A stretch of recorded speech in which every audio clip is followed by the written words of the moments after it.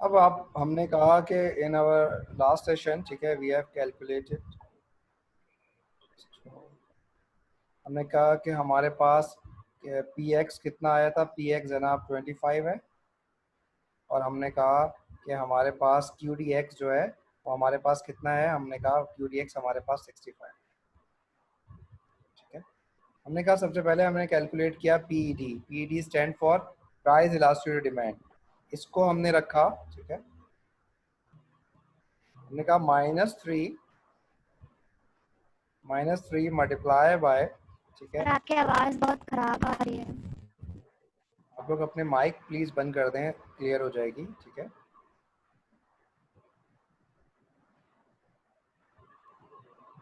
मैंने ये कहा कि फॉर एग्जांपल मैंने कहा प्राइस इलास्टिसिटी डिमांड को कैलकुलेट करने के लिए मुझे जो है वो क्या करना है, मुझे जो है by using the line method मुझे क्या करना है, यहाँ पे मुझे स्लोप गिवन है विच इज -3, मैंने -3 यहाँ रख लिया है। प्राइस इक्विलिब्रियम प्राइस मैंने कैलकुलेट किया है, मुझे गिवन थी इट्स 25, ठीक है। इक्विलिब्रियम क्वांटिटी मैंने कैलकुलेट किया है विच इज 65। हमारे पास जो आंसर आ जाएगा वो आ जाएगा माइनस का 1.15, ठीक है। 1.15। हमने कहा हमारा जो आंसर आ जाएगा वो क्या आ जाएगा, -1.15। अब हमें ये आइडेंटिफाई करना है कि ये इलास्टिक है या इन इलास्टिक है या यूनिटरी है। हमने कहा हमने माइनस की साइन को कन्वर्ट किया इनटू पॉजिटिव, ठीक है, और हमने कहा नाउ इट्स ग्रेटर देन 1, तो हमने कहा इट्स इलास्टिक। ये क्या हो गया है, अब ये ग्रेटर देन 1 हो गया तो हमने कहा इट्स इलास्टिक हो गया। क्लियर, ठीक है। अब हम मूव करते हैं from cross elasticity of demand. हमने कहा कि क्रॉस इलास्टिसिटी ऑफ डिमांड हम कैलकुलेट करने जा रहे हैं। हमने कहा क्रॉस इलास्टिसिटी ऑफ डिमांड हम कैलकुलेट करने जा रहे हैं। हमने कहा कि यहाँ पे हमारे पास स्लोप है इसका 4, ठीक है। पी वाई हमारे पास कितना है, पी एक्स नहीं डालेंगे हम क्या पुट करेंगे, पी वाई। हमने कहा पी वाई हमारे पास 35 है, ठीक है, पी वाई 35 है, और हमारे पास वो कितना है 65 है, ठीक है, वो हमारे पास सेम ही रहा। हमारे पास आंसर आ गया जनाब पॉजिटिव का 2.15। क्लियर। अब हमने कहा ये सब्स्टिट्यूट है, ये कॉम्प्लीमेंट, हमने कहा पॉजिटिव साइन है इसलिए ये सब्स्टिट्यूट है। नेक्स्ट हमारे पास है इनकम इलास्टिसिटी ऑफ डिमांड। हमने कहा इनकम इलास्टिसिटी ऑफ डिमांड हमारे पास हमने लिख लिया, ठीक है। इनकम इलास्टिसिटी ऑफ डिमांड जो है हमने कहा कि हमारे पास जो है वो माइनस का 0.0001 मल्टीप्लाई बाय 20,000, ठीक है, डिवाइडेड बाय कितना है 65। हमारे पास आंसर क्या आ गया है, हमने कहा हमारे पास जिसका आंसर आ जाएगा अराउंड माइनस का 3 आ जाएगा, ठीक है, अराउंड माइनस का हमारे पास आंसर आ जाएगा 3। वट एवर द इलास्टिसिटी थी, हमने कहा ये माइनस की साइन है, हमने कहा इट्स मीन कि ये हमारे पास इंफीरियर गुड है। माइनस की साइन है, इट मीन्स कि ये हमारे पास क्या है, हमारे पास इंफीरियर गुड है। क्लियर है, यस सर। क्लियर है, समझ में आ गया किस तरह किया, सर ठीक है। सर ये price Yes, sir. Elasticity of demand में आपने पॉजिटिव साइन क्यों लगाया है? प्राइस इलास्टिक डिमांड में पॉजिटिव साइन मैंने इसलिए लगाया है क्योंकि मुझे यहाँ पे बेसिकली क्या करना है, मुझे यहाँ पे डिसीजन करना है, ठीक है। आया माइनस की साइन ही था, ठीक है, लेकिन मुझे डिसीजन करना था कि आइदर इलास्टिक है या इलास्टिक है। अगर ये मैं माइनस की साइन से नोट करता तो ये लेस देन 1 होता, जब लेस देन 1 होता तो ये हम कहते हैं ये इन इलास्टिक है, लेकिन ये यस तो सर। बेसिकली इलास्टिक है, ठीक है, क्योंकि जब डिसीजन कर रहे होंगे तो माइनस की साइन को इग्नोर कर देंगे। क्लियर है, ओके सर, जी सर, थैंक यू। ठीक है। अब हम इट मीन्स कि हमारे पास देखो क्या हो गया, इट मीन्स कि हमारे पास क्या हो गया कि अगर हमारे पास कोई भी इक्वेशन गिवन है, हमारे पास क्या हो रहा है, हमारे पास अगर इक्वेशन गिवन है, अगर हम ये कहते हैं कि इक्वेशन अगर हमारे पास गिवन है, ठीक है, तो हम क्या कर सकते हैं, जब हमारे पास इक्वेशन गिवन होती है तो हम इस तरीके से इसको बहुत आसानी के साथ जो है वो सॉल्व कर सकते हैं, ठीक है। इस तरीके से हम इसको बहुत आसानी के साथ जो है हम सॉल्व कर सकते हैं। क्लियर है, ठीक है। अब ये हमारे पास कौन सा था, ये हमारे पास लीनियर लाइन थी। ये हमारे पास कौन सी लाइन थी, ये हमारे पास लीनियर लाइन थी, ठीक है। जब लीनियर लाइन होगी तो इस तरह करेंगे। फॉर एग्जाम्पल हम यहाँ पे कहते हैं कि अगर नॉन लीनियर लाइन है, ठीक है, हमने कहा कि फॉर एग्जाम्पल हमारे पास जो है नॉन लीनियर लाइन है,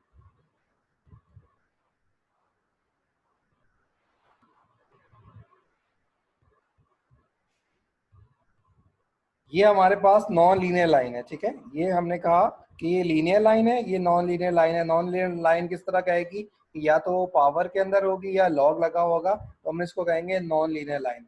अगर फॉर एग्जांपल एग्जाम में आपसे वो पूछता है कि नॉन लीनियर लाइन है, ठीक है, नॉन लीनियर लाइन है, ठीक है, नॉन लीनियर लाइन के अंदर अगर वो आपसे एस्टिमेट करने की बात करता है इलास्टिसिटी, ठीक है, तो उसका मैंने आपको वैसे भी बताया था, ठीक है,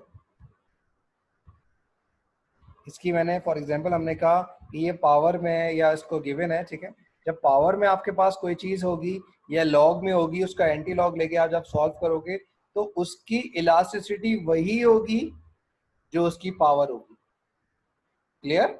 जो उसकी पावर होगी, अगर हमारे पास पावर लिखी हुई है तो वही उसकी इलास्टिसिटी है। क्लियर है? ठीक है, ये मैंने आपको क्लास में भी करवाया था। यहाँ पे मुश्किल हो जाएगा क्योंकि बोर्ड काम नहीं करता, ठीक है, तो थोड़ा सा सर मुश्किल ये हो जाएगा। पॉइंट क्लियर नहीं हुआ। फॉर एग्जांपल अगर आपको याद होगा तो थोड़ा सा मैं इसका रिव्यू दे देता हूँ आपको, ठीक है, आप इसको घर पे प्रैक्टिस कर लीजिएगा। एक चीज मैंने आपको क्लास में समझाई थी कि अगर हमारे पास, ठीक है, फॉर एग्जांपल अगर हमारे पास 2x है, 2x की पावर 2 लिखी हुई है, इसका पार्शियल डेरिवेटिव अगर लेना चाहें, इसका पार्शियल डेरिवेटिव अगर लेना चाहे या डिफरेंशिएशन मैं लेना चाहूंगा, तो इसका आंसर क्या आएगा? 4 ठीक है, 4x इसका आंसर क्या आएगा? इसका मैंने आपको फॉर्मूला बताया था कि फॉर एग्जांपल ये कांस्टेंट है, ठीक है, ये मेरे पास क्या है, ये मेरे पास कांस्टेंट है, ये मेरे पास क्या है, ये मेरे पास कांस्टेंट है। हम ट्रीटमेंट किस पे करते हैं? हम ट्रीटमेंट करते हैं हमेशा वेरिएबल के ऊपर। हमने कहा कि डी ओवर डी एक्स, वो किसको कह रहा है ट्रीटमेंट करने के लिए? वो कह रहा है एक्स पे ट्रीटमेंट करो, ठीक है। तो हमने कहा कि ये हमारा फॉर्मूला है, जो नॉन मैथमेटिशियन है, ठीक है, उनके लिए मैं बता रहा हूँ, ठीक है। ये मेरे पास क्या बना हुआ है, ये मेरे पास स्क्वायर, स्क्वायर की पावर ट्राइंगल, ठीक है। जब इसको डेरिवेटिव लेंगे, ठीक है, तो ये क्या बन जाएगा? Triangle square alpha triangle -1। Clear? ये पहले आ जाएगा, इसकी जो पावर होगी वो पहले आ जाएगी। पहले आके क्या हो जाएगा, जो आपके पास वेरिएबल लिखा हुआ है और उसकी पावर है वो एज इट इज उतर जाएगी, और उस पावर में से आप क्या कर लोगे? 1 माइनस कर लोगे।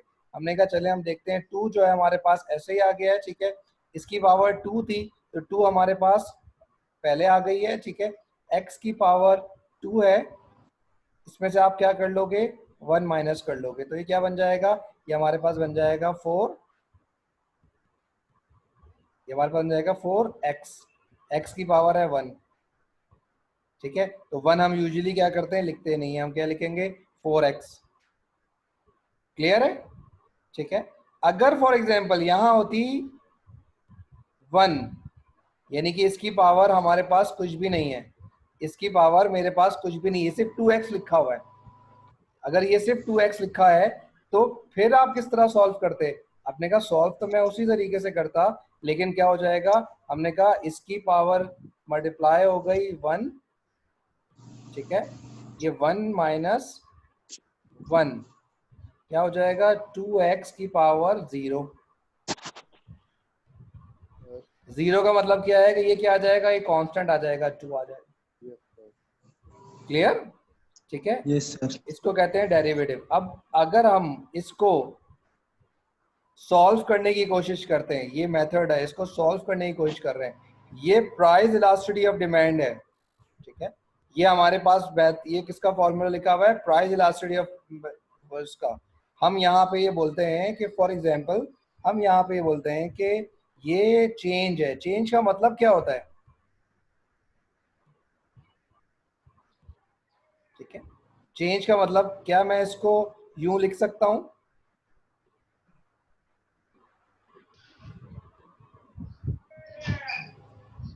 ठीक है, क्या मैं इसको यूं लिख सकता हूं?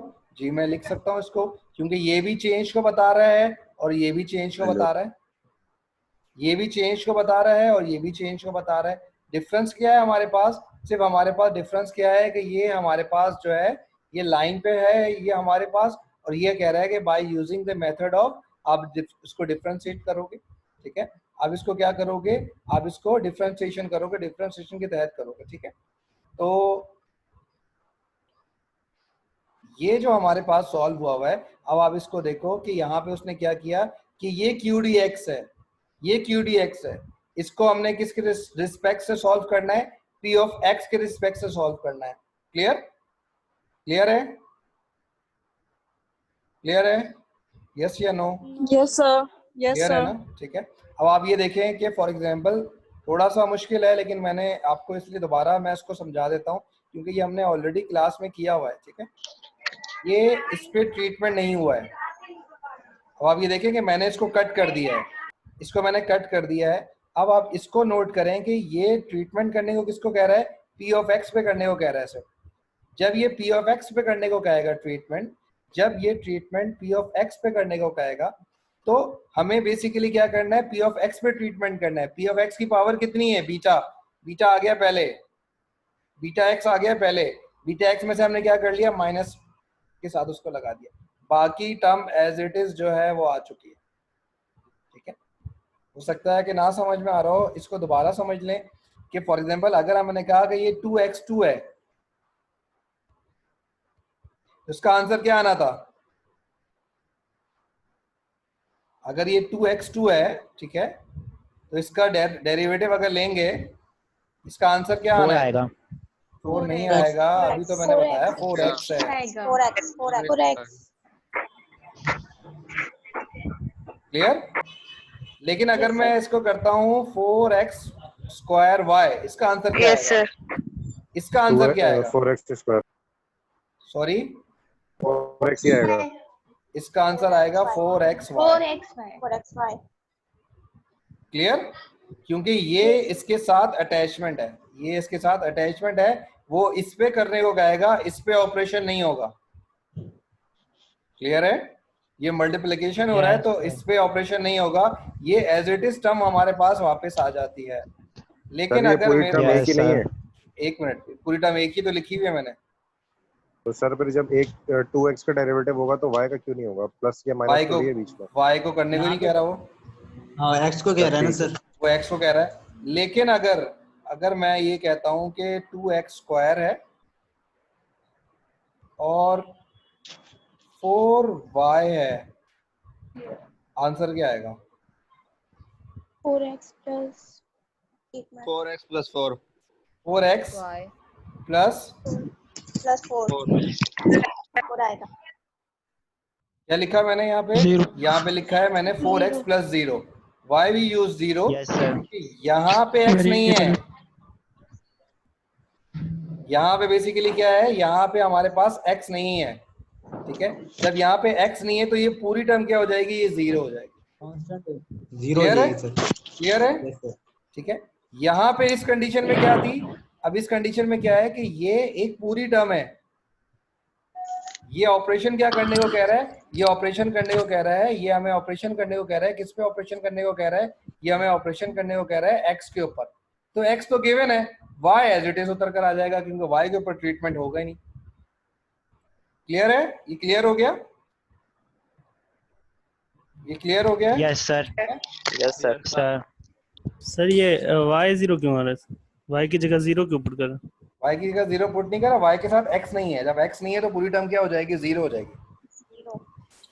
ये मैथ्स है, मैथ्स मैथमेटिक्स। ठीक है, इंटर की मैथमेटिक्स है। आपने बीकॉम अगर आपने किया है तो वहां पे बिजनेस मैथमेटिक्स होती है। ठीक है, वहां पे भी डिफरेंशिएशन होता है। I am right wrong? Yes sir, derivatives yes sir होते हैं। ठीक है, वहां पे भी आपको पढ़ाया जाता है, थोड़ा बहुत चीजें आपको पढ़ाई जाती हैं। अब आप यहाँ पे जल्दी से इसको देख लो ताकि इसको हम चैप्टर को ख़त्म करके थोड़ा सा थ्योरी ऑफ कंजम्पशन की तरफ जा सके। अब आप यहाँ पे ये देखिए कि जब हम इस पे ट्रीटमेंट कर रहे हैं तो सिर्फ पी ऑफ एक्स के साथ ट्रीटमेंट हुआ, बाकी साइन एज इट इज लिख दिया गया। क्लियर है? ये क्लियर है? Yes sir. ठीक है। अब आप यहाँ पे ये देखिए कि हमने पी एफ एक्स लिखा क्योंकि ये फॉर्मूले में गिवन है, हमने पी एक्स ऐसे ही लिख दिया।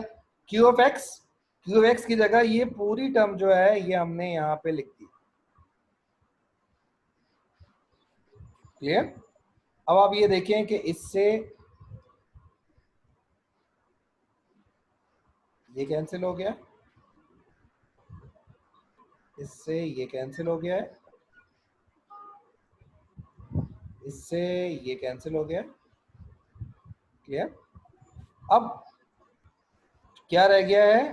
पी ऑफ एक्स बीटा और ये रह गया, ये पूरी टर्म रह गई है। ठीक है,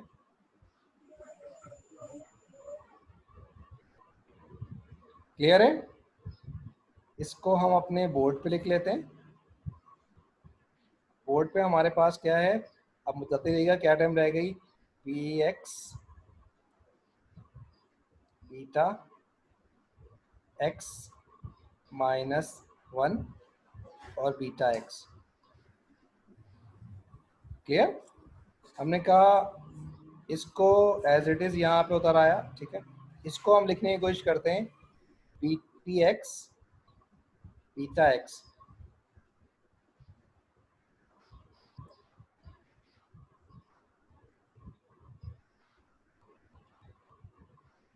मैं इसको इस तरह लिख सकता हूं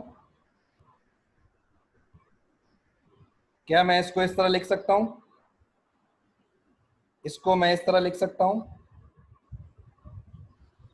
पी एक्स बीटा एक्स को मैंने लिखा, जब डिनोमिनेटर सेम होता है तो हम पावर क्या कर लेते हैं, पावर को ऐड कर लेते हैं। जब मैथ्स का एक रूल है कि जब डिनोमिनेटर सेम होता है तो हम लोग क्या कर लेते हैं, पावर को ऐड करते हैं। तो मैंने इसको इस तरह लिखा।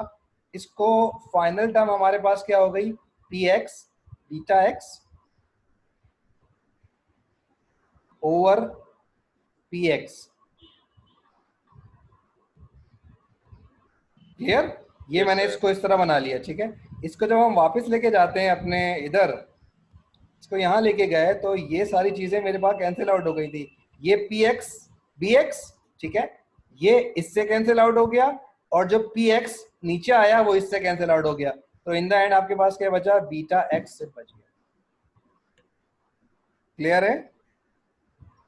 क्लियर है? Yes sir.